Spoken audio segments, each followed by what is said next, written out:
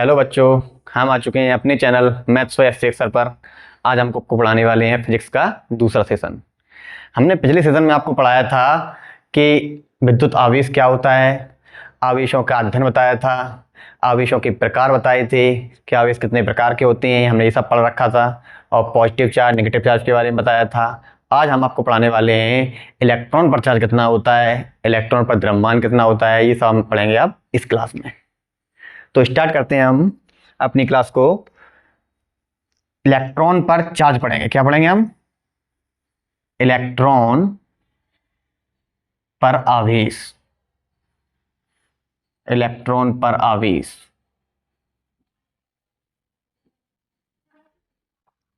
Electron पर कितना आवेश होता है?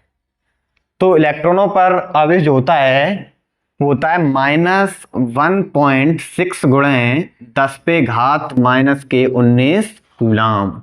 ये बात ध्यान रखना, आवेश का जो मात्रक होता है वो क्या होता है? कूलाम। अभी हम आगे पढ़ेंगे। इलेक्ट्रॉन पर आवेश कितना होता है? -1.6 गुणे 10⁻⁻⁰ कूलाम। ये होता है इलेक्ट्रॉन पर आवेश।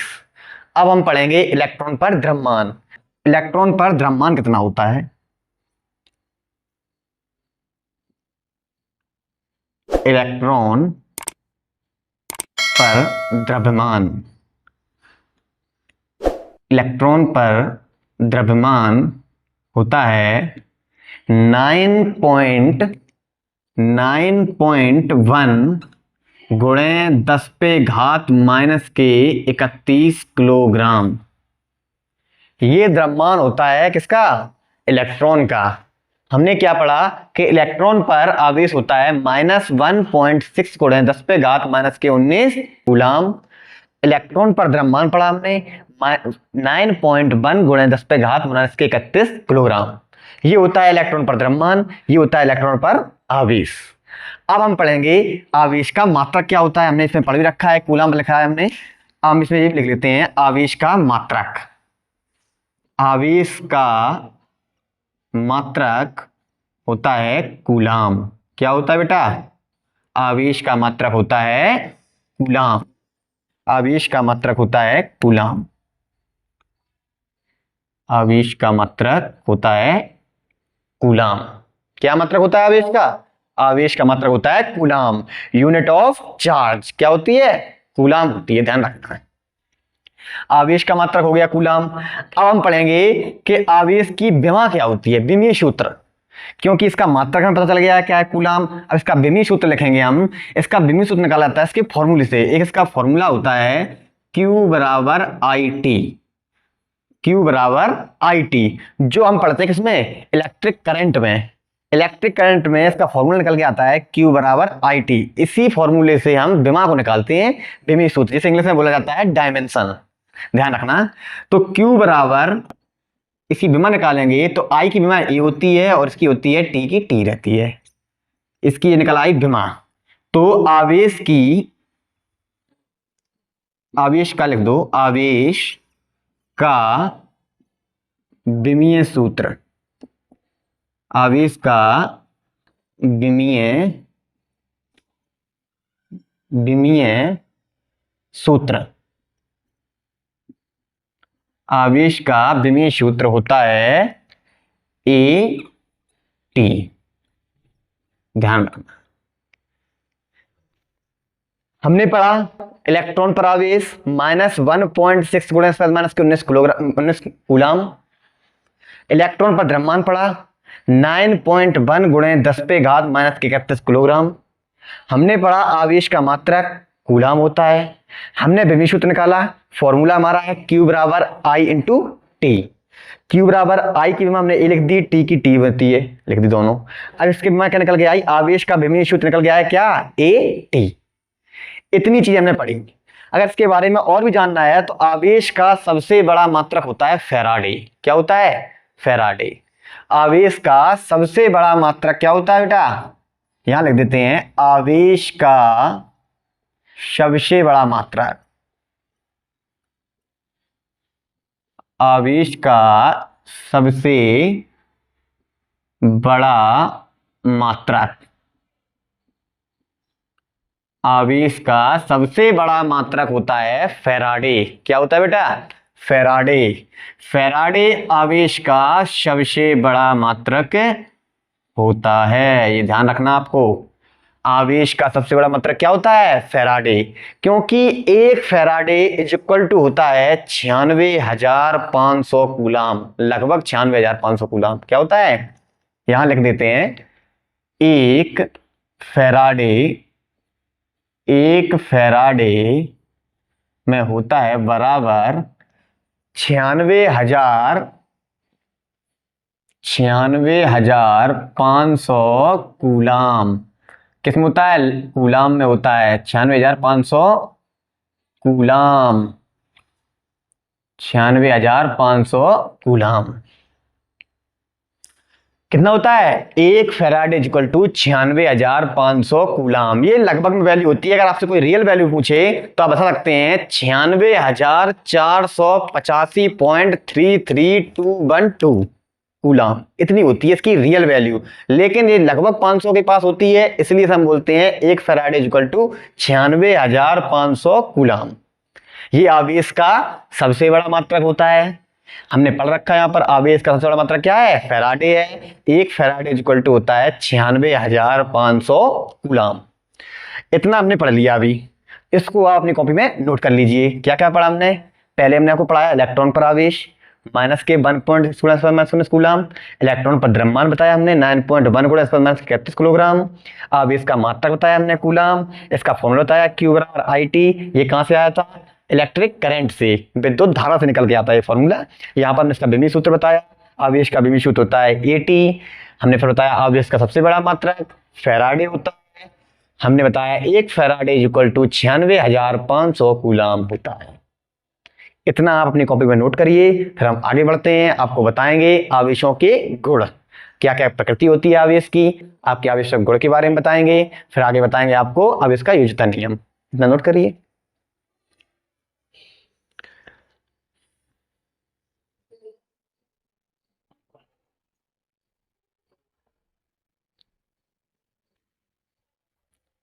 नोट कर लिया होगा।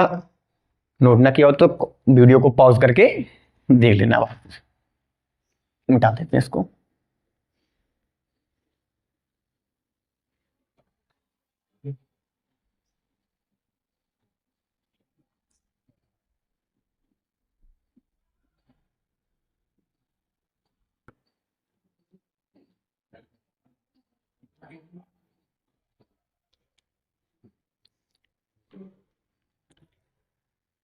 अब हम पढ़ेंगे आवेशों के गुण। क्या होते हैं आवेशों के गुण? आवेशों के गुण,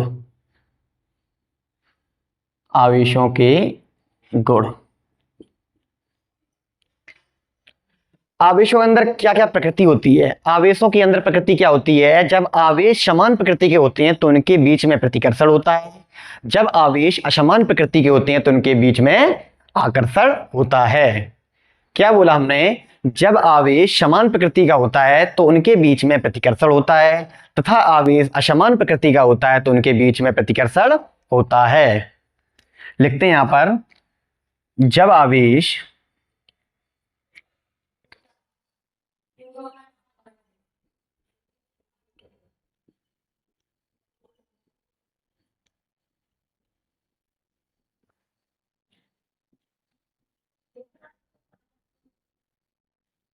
समान प्रकृति का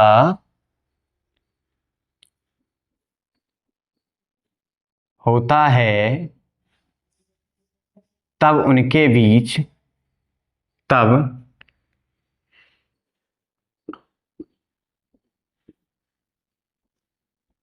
उनके बीच क्या होता है बेटा?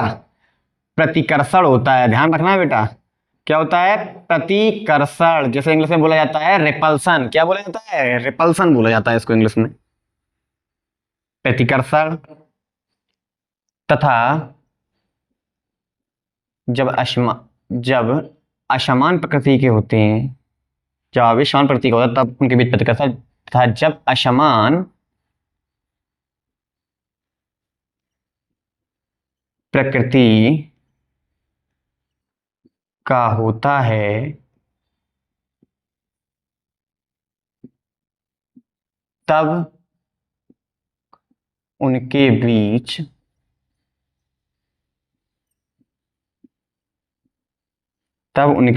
क्या होता है? आकर्षण होता है। तब उनके बीच आकर्षण होता है, जैसे इंग्लिश में बोला जाता है अट्रैक्शन। क्या बोला जाता है? अट्रैक्शन होता है। इतनी बात ध्यान रखनी है। जब आवेश समान प्रकृति का होता है तब उनके बीच में प्रतिकर्षण होता है, तथा जब असमान प्रकृति का होता है तब उनके बीच में आकर्षण होता है। ये बात ध्यान रखनी है। प्रतिकर्षण को इंग्लिश में बोला जाता है रिपल्सन, आकर्षण को इंग्लिश में बोला जाता है अट्रैक्शन। दो प्रकृतियां होती हैं आवेश की, रिपल्सन करना या अट्रैक्शन करना, दो ही होंगी। अगर समान है तो उनके बीच में रिपल्सन होगा, असमान है तो उनके बीच में अट्रैक्शन होगा। कैसे समझते हैं उदाहरण से? जब आवेश पॉजिटिव होगा, इधर भी पॉजिटिव है, तो प्रकृति कैसी है इनकी? समान है। प्रकृति कैसी है? समान है। हमने पढ़ रखा है जब प्रकृति समान है तो उनके बीच क्या होगा? प्रतिकर्षण होगा। तो आवेश कहां भागेगा? दूर भागेगा। प्रतिकर्षण रहेगा। क्या रहेगा? प्रतिकर्षण रहेगा। और हमने फिर दूसरे कंडीशन में पढ़ी कि क्या माइनस है, यहां पर क्या है? यहां पर भी माइनस है। अभी भी क्या है? आवेश समान प्रकृति के हैं। कैसे प्रकृति के हैं? समान प्रकृति के। अभी भी इनके बीच में क्या होगा? प्रतिकर्षण होगा। क्या होगा बेटा? प्रतिकर्षण। ध्यान रखना है इस बात को। इनके बीच में क्या होगा? प्रतिकर्षण होगा। लेकिन यहां पर प्लस लग दिया, अब यहां पर माइनस आ गया। आवेशों की प्रकृति बदल गई। यहां पर क्या हो गया? प्लस, और यहां पर क्या हो गया? माइनस। अब प्रकृति कैसी है? असमान है। प्रकृति क्या है? असमान है। जब असमान प्रकृति का होता है तब उनके बीच आकर्षण होता है। तो इनके बीच में क्या होगा बेटा? इनके बीच में आकर्षण होगा। ध्यान रखना, इनके बीच में क्या होगा? आकर्षण होगा। ये आवेश की प्रकृति होती है, ये ध्यान रखना। आकर्षण होगा। क्या पढ़ा हमने आवेशों गुण में? कि जब आवेश समान प्रकृति का होता है तो उनके बीच में प्रतिकर्षण, तथा जब असमान प्रकृति का होता है तब उनके बीच आकर्षण होता है। हमने उदाहरण से भी समझा कि जब पॉजिटिव पॉजिटिव दोनों साइड है तो आवेश कैसा है? समान प्रकृति का है। जब समान प्रकृति का है तो कहां भाग रहे हैं? दूर भाग रहे हैं, प्रतिकर्षित हो रहे हैं एक दूसरे से। यहां पर देखा हमने, यहां पर भी निगेटिव है, यहां पर भी निगेटिव है, तो प्रकृति कैसी है इन लोगों की? समान है। प्रकृति कैसी है? समान है। अगर प्रकृति समान है तो कहां भाग रहे हैं? दूर भाग रहे हैं। ये भी किसी कंडीशन है? प्रतिकर्षण की कंडीशन है। अब ये कंडीशन आई, यहां पर प्लस है और यहां पर माइनस। अब प्रकृति कैसी हो गई? असमान हो गई। प्रकृति कैसी हो गई? असमान हो गई। जब प्रकृति असमान होती है तो उनके बीच में आकर्षण होता है। तो उनके बीच में अब क्या हो गया? आकर्षण हो गया। उम्मीद करते हैं आपको इतनी बात समझ आई होगी। अगर आपको इतनी बात समझ आई है तो इसको नोट कर लीजिए आप। फिर आगे बढ़ते हैं हम अपने आवेश का योज्यता नियम। इतना नोट करिए। आगे बढ़ते हैं आवेश का योज्यता नियम। क्या होता है आवेश का योज्यता नियम, बताएंगे आपको। नोट करिए।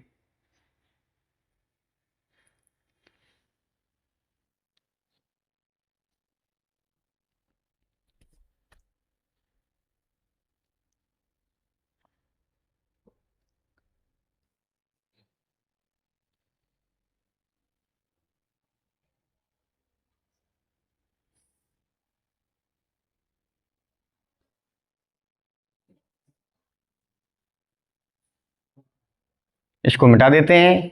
आगे बढ़ते हैं आवेश का योज्यता नियम। इसको मिटा के आगे बढ़ते हैं आवेश का योज्यता नियम समझते हैं। अब हम क्या होता है आवेश का योज्यता नियम। आवेशों के अंदर दो गुण पाए जाते हैं, प्रतिकर्षण तथा आकर्षण। जब प्रकृति समान होती है तो उनके बीच में प्रतिकर्षण होता है, जब प्रकृति असमान होती है तो उनके बीच में आकर्षण होता है। ये बात ध्यान रखनी है।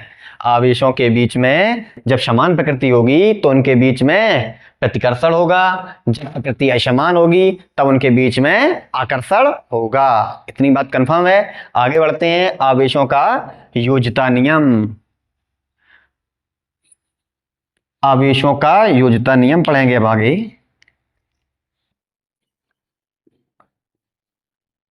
आवेशों का योज्यता नियम।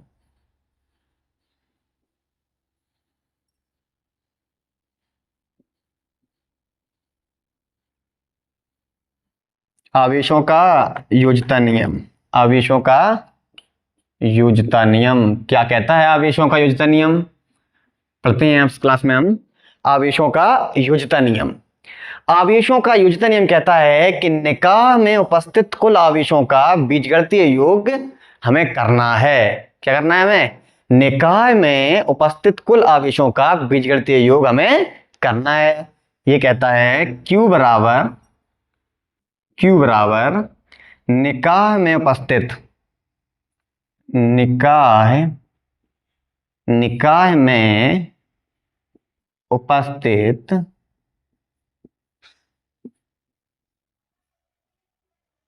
आवेशों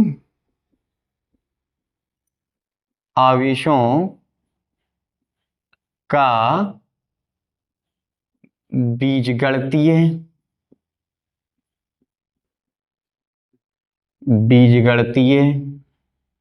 योग करें। योग करना है, बीजगणितीय योग करना है। क्या कहता है आवेशों का योज्यता नियम?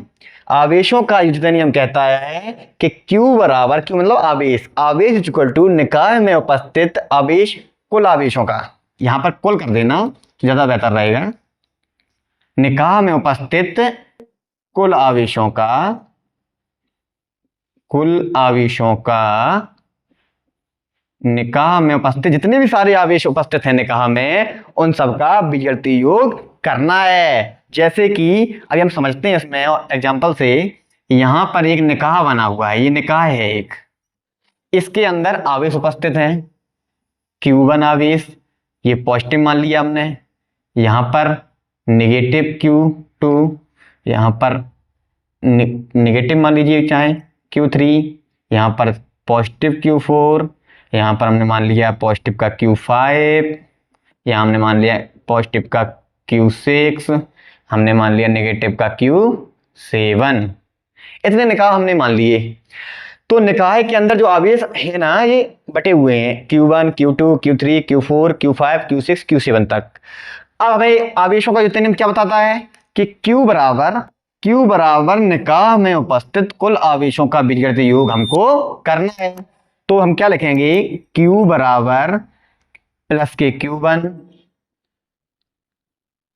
प्लस माइनस के Q2 प्लस माइनस के Q3 प्लस माइनस के Q4 प्लस माइनस के नहीं है, प्लस के हैं, प्लस के Q5 प्लस के Q5 प्लस के Q6 और प्लस माइनस के Q7। तो इनका रिजल्टेंट जो निकल के आएगा परिणामी, वो क्या निकलेगा? Q बराबर Q1 plus minus Q2 plus minus Q3 plus Q4 plus के Q5 प्लस के Q6 प्लस माइनस के Q7। ये निकल के आया इनका रिजल्टेंट परिणामी। क्या निकल गया है? रिजल्टेंट परिणामी, जिसको परिणामी बोला जाता है। कुल परिणामी निकल के आया ये इसका कंक्लूजन निकल के आया कि क्या होता है आवेशों का योज्यता नियम। हमने बताया कि निकाह में उपस्थित कुल आवेशों का बीजगणितीय योग करना है हमको। हमने आपको निकाह बना के दिखा दिया, निकाह में आवेश रख दिए, इन सबका क्या कर दिया हमने? बीजगणितीय योग कर दिया। बीजगणितीय योग कितना किया हम देखिए, पॉजिटिव Q1, नेगेटिव थे, हमें योग करना है पहले, तो योग के चिन्ह सभी जगह लगाए जाएंगे। उसके अंदर हमने कोष्टक के अंदर क्या रखा हमने? माइनस के Q2 माइनस के Q3 प्लस के Q4 प्लस के Q5 प्लस के Q6 माइनस के Q7। ये Q आवेश है, आपको पता होगा, हम शुरू से बताते चल रहे हैं चीज को। Q बराबर अब प्लस के Q1, यहां हमने गुणा किया, माइनस के Q2 माइनस के Q3 plus Q4 plus Q5 plus Q6 और माइनस Q7। ये निकल के आया है इनका रिजल्टेंट। क्या होता है इसका? परिणामी। अब हम एक उदाहरण से समझेंगे कि कैसे निकालेंगे हम अब इसका योज्यता नियम। इतना नोट करिए। सर हम आपको एक एग्जांपल से एक क्वेश्चन कराते हैं इसका ही, जिससे आपको आवेश का योज्यता नियम निकालना आसानी से आ सके। इतना नोट करिए आप अपनी कॉपी में, फिर आगे बढ़ते हैं हम।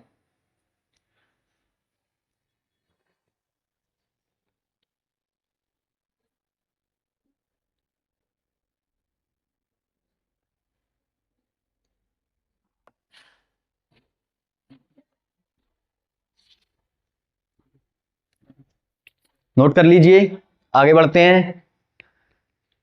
अब एक क्वेश्चन इसका करा देते हैं जिससे आपको इसे करने में आसानी रहे। इसका एक क्वेश्चन करा देते हैं आपके सामने। अभी एक निकाह बनाएंगे, निकाह में आवेश रखे जाएंगे। ये रहा, मान लीजिए निकाह है। निकाह में आवेश है, पहला आवेश है मान लीजिए +k3q, दूसरा है -k2q, तीसरा है +4q, मान लिया चौथा है -k5q, पांचवा है 7q, छठ 2 4 5, छठवां है -k3q। ये मान लिया हमने। ये हमारे क्या है, आवेश है। कितने रखे हुए हैं, 1 2 3 4 5 6। हमें इनका निकालना है क्या, आवेशों का युजता नियम निकालना है इसका। तो कैसे निकालेंगे, तो q बराबर +k3q लिखे हुए, ये प्लस के ध्यान रखना, जिस पर कोई चिन्ह नहीं लगाया यहाँ पर प्लस का चिन्ह लगाया, ध्यान रखिए ये बात। +k3q plus -k2q plus +k4q plus -k5q plus +k7q plus -k3q। इनका सभी का रिजल्टेंट परिणामी निकालेंगे हम। इनका परिणामी निकालेंगे तो q बराबर 3q plus -k2q plus 4q plus -k5q plus k7q और -k3q। इन सभी को जोड़ दीजिए, जहां घट रहा है वहां घटा दीजिए। देखिए 3 और 4 3 7 7 7 14, जोड़ के इकट्ठा लिख दीजिए, 14q बचा। 2 5 2 7 7 3 10 -k10q, इसमें से घटा दीजिए, आपका परिणाम ही निकल के आ गया 4q। ये आवेश का युजता नियम होता है, इसका ये आंसर निकल के आ गया। उम्मीद करते हैं आपको ये बात समझ आई होगी। हमने आपको बढ़ाया आवेश का युजता नियम। एक आपका क्वेश्चन करा के दिखा दिया आपको कि जितना भी निकाय में कुल उपस्थित आवेश होता है उन सब का हमें बीजगणितीय योग करना होता है। आपको बीजगणितीय योग का करके दिखा दिया कि जितना था plus minus minus plus plus plus plus minus minus plus plus plus minus plus minus, सबको जोड़ दिया। 3 4 7 7 7 14 14q माइनस के 2 5 2 7 7 3 10 10q, 14q में से 10q घटा दिया, कितना बचा 4q बचा। ये आपका आंसर आ गया। इतनी बात आपको समझ आई होगी तो नोट कर लीजिए। फिर आगे पढ़ते हैं आवेश का क्वांटिटी का सिद्धांत। ये आधा ही अभी इतना ही बताएंगे, आवेश के क्वांटिटी का सिद्धांत किसने दिया था। फिर इस क्लास को यहीं रखते हैं, फिर आगे पढ़ाएंगे अगले सेशन में आवेश का क्वांटिटी का सिद्धांत पूरा पढ़ाया जाएगा आपको। उसके बाद से एक फॉर्मूला निकल के आएगा, उस फॉर्मूले पर बेस्ड आपको क्वेश्चन कराए जाएंगे, क्योंकि जिस जिस फॉर्मूले को हम बताएंगे उस फॉर्मूले पर बेस्ड हम क्वेश्चन कराएंगे आपको, जिससे वो फॉर्मूला शायद कॉन्सेप्ट भी आपको याद रहे। नोट कर लीजिए इतना।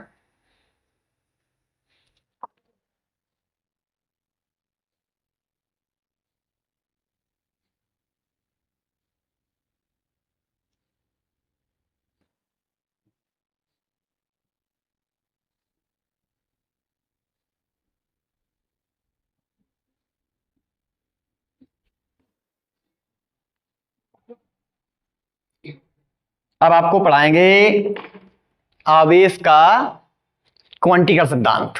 क्या होता है आवेश का क्वांटिटी का सिद्धांत, हम आपको मौखिक बता देते हैं क्योंकि ये नेक्स्ट क्लास में होगा। अब आवेश का क्वांटिटी का सिद्धांत, आवेश का क्वांटिटी का सिद्धांत सन 1912 ईस्वी में मिल्टन ने दिया था अपने तेल बूंद प्रयोग द्वारा। ध्यान रखना, आवेश का क्वांटिटी का सिद्धांत सन 1912 ईस्वी में अपने तेल बूंद के प्रयोग द्वारा मिल्टन ने दिया था। वैज्ञानिक थे मिल्टन, जिन्होंने क्या दिया था, आवेश का क्वांटिटी का सिद्धांत, जो आपको बढ़ाया जाएगा अगले वीडियो में। बताया जाएगा कि क्या होता है आवेश का क्वांटिटी का सिद्धांत, किस प्रकार करता है, उससे फॉर्मूला निकल के आएगा। उस फॉर्मूले पर बेस्ड कराएंगे, क्वेश्चन कराए जाएंगे, और प्लस उसमें आपको बताया जाएगा आवेश का निश्चरता नियम, कि आवेश का निश्चरता नियम कैसे कार्य करता है। ठीक है, धन्यवाद।